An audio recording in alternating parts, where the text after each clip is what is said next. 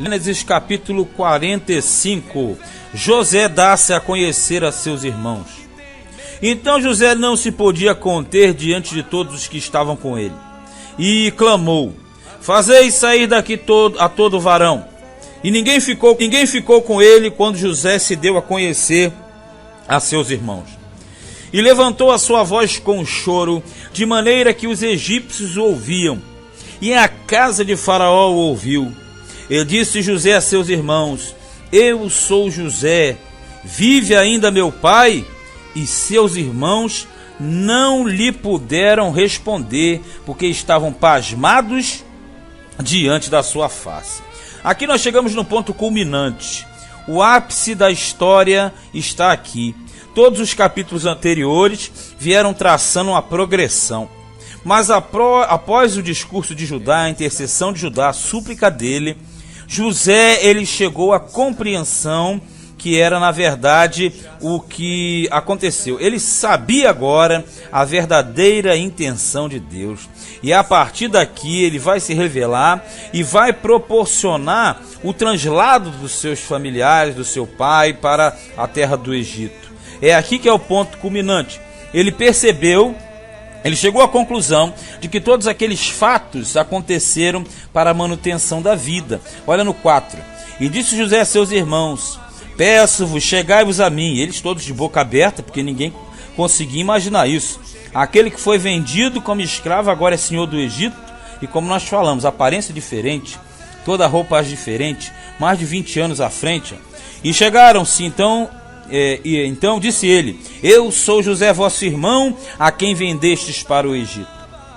Agora pois não vos entristeçais, nem vos pese aos vossos olhos por me haverdes vendido para cá, porque para a conservação da vida Deus me enviou diante da vossa face. Então aqui o José percebeu, mas antes ele não tinha percebido. Aqui a revelação chega a 100% para José. O sonho, o sofrimento, o desenvolvimento e aquele momento também. Porque antes ele queria ficar longe dos irmãos, somente com Benjamim. Mas agora ele entende que era um plano de Deus para a conservação da vida. Porque já houve 2 anos de fome no meio da terra. E ainda restam 5 anos em que não haverá lavoura nem cega. Isso aqui está com 39 anos, hein? Pelo que Deus me enviou diante da vossa face para conservar vossa sucessão na terra e para guardar-vos em vida por um grande livramento. Olha aqui. Então agora ele revela o plano total. Assim, não fostes vós que me enviastes para cá, senão Deus que me tem posto por pai de Faraó. Quando fala pai de Faraó, na verdade está dizendo que aquele que está acima, o mantenedor, o primeiro-ministro do Egito, uma espécie de vizir, ou aquele que administra, não é? Então, na verdade, está dizendo assim: eu sou aquele que foi mandado para cá para administrar aquilo que está nas mãos de Faraó. Então, aqui a história se completa como um quebra-cabeças. E ele diz assim: e por senhor de toda a sua casa, e como regente em toda a terra do Egito. Como eu falei, um grande vizir, um primeiro-ministro, aquele que administra, aquele que tem o cargo de toda a situação, como nós falamos. Aqui a simbologia direta em cima de José e Faraó é Deus como Faraó e José como Jesus, vindo à terra para administrar a salvação. Então José aqui ele está na plenitude da compreensão. Ele falou: não, meus irmãos, vocês não me mandaram para cá, não. Agora eu entendo. Eu vim para cá para preparar estadia para vocês. 9. Apressai-vos e subi a meu pai, e dizei-lhe: assim tem dito o teu filho José: Deus me tem posto por senhor em toda a terra do Egito. Desce a mim, não te demores.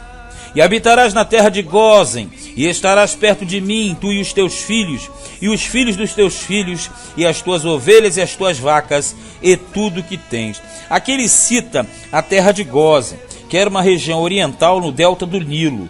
Era uma região boa e fértil para o gado, área verdejante, área boa para a criação de gado. E o gado, na verdade, os pastores, eram uma abominação para o egípcio.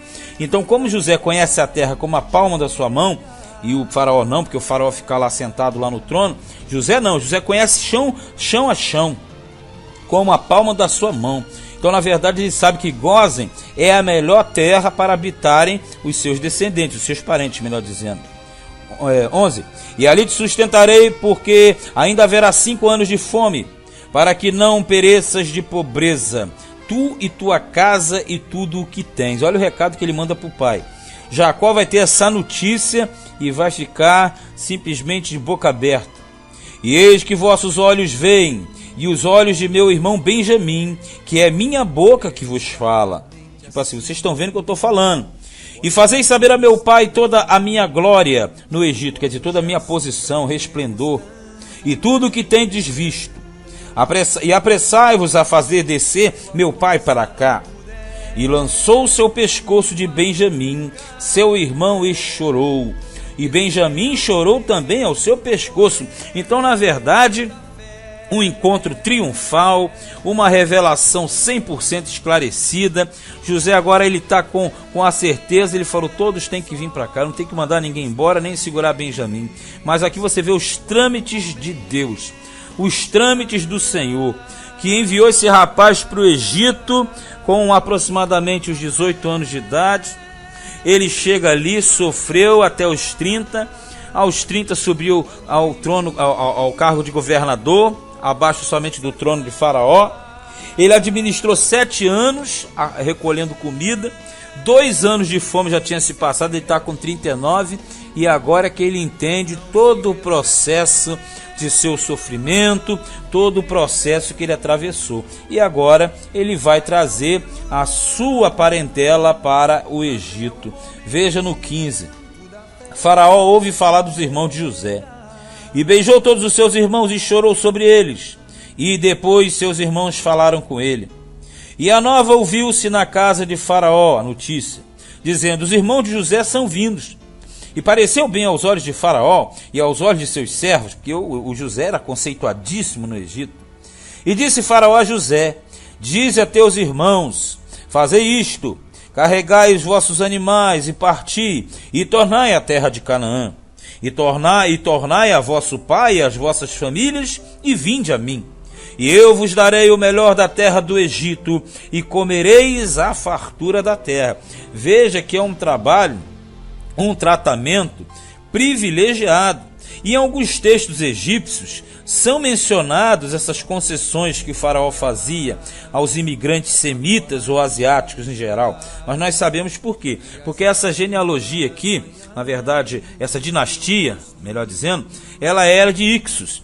E os Ixos, por serem semitas, eles eram, em certo ponto, afáveis, eles eram amorosos para com os semitas. Mas quando muda essa dinastia, aí vai vir uma dinastia totalmente avessa. 19. A ti, pois, é ordenado, fazei isto, tomai vós da terra do Egito carros para vossos meninos, para vossas mulheres e para vosso pai, e vinde. E não vos pese coisa alguma das vossas alfaias, porque o melhor de toda a terra do Egito será vossa. Quando fala das vossas alfaias, quer dizer, dos vossos pertences. Aqui está se referindo a tudo aquilo que, na verdade, Jacó e sua prole possuía. Então está dizendo, traz tudo para cá. As suas alfaias, quer dizer, todos os seus pertences. Tudo aquilo que vocês têm que transportar para a terra do Egito. E os filhos de Israel fizeram assim. E José deu-lhes carros, conforme o mandato de Faraó. Também lhes deu comida para o caminho. E todos lhes deu, a cada um, mudas de vestes, mas a Benjamim deu 300 peças de prata e 5 mudas de vestes, porque o Benjamim é o irmão dele, filho da mãe dele, a Raquel, então ele ama-o profundamente.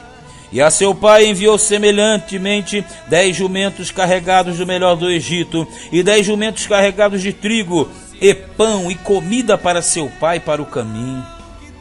E despediu os seus irmãos, e partiram, e disse-lhes, não contendais pelo caminho, tipo, não arruma briga no caminho, nem confusão não, hein? E subiram do Egito e vieram à terra de Canaã, a Jacó seu pai. Então lhe anunciaram dizendo, José ainda vive e ele também é regente em toda a terra do Egito. Olha a notícia que Jacó tem. E o seu coração desmaiou, porque não os acreditava, e verdadeiramente isso é inacreditável. Porém, havendo-lhe eles contado todas as palavras de José que ele lhes falara, e vendo ele os carros que José enviara para levá-lo, reviveu o espírito de Jacó seu pai. Quer dizer, quando falou, ele balançou, mas quando ele viu os carros egípcios, toda aquela frota e todo o mantimento que ele mandou, aí o espírito de Jacó diz aqui, reviveu, quer dizer, ele reanimou, ele se reanimou. E disse Israel, que é Jacó, basta, ainda vive meu filho José? Eu irei e o verei antes que eu morra. Então, na verdade, como nós sempre falamos, as histórias de Deus, ainda que pareçam macabras, sinistras, estranhas, hediondas, sempre acabam da forma feliz, da forma que Deus planejou. De maneira que, quando chega o momento da prosperidade e da bênção, os sofrimentos passados eles são totalmente compreensíveis para o homem, para aqueles que são de Deus, porque entendem que os sofrimentos e as dificuldades que acontecem na caminhada são justamente propósitos divinos para se chegar ao plano ou aos planos que Deus tem para a vida de cada um dos seus servos. E aqui não ficou diferente. José agora reconheceu, perdoou de todo o coração, sem rancor. Jacó vai para o Egito com a sua turma, com toda a sua família, que era o projeto de Deus, manter a vida da descendência de Jacó, e o povo de Israel vai crescer e vai se multiplicar no Egito. Esse foi Gênesis capítulo 45.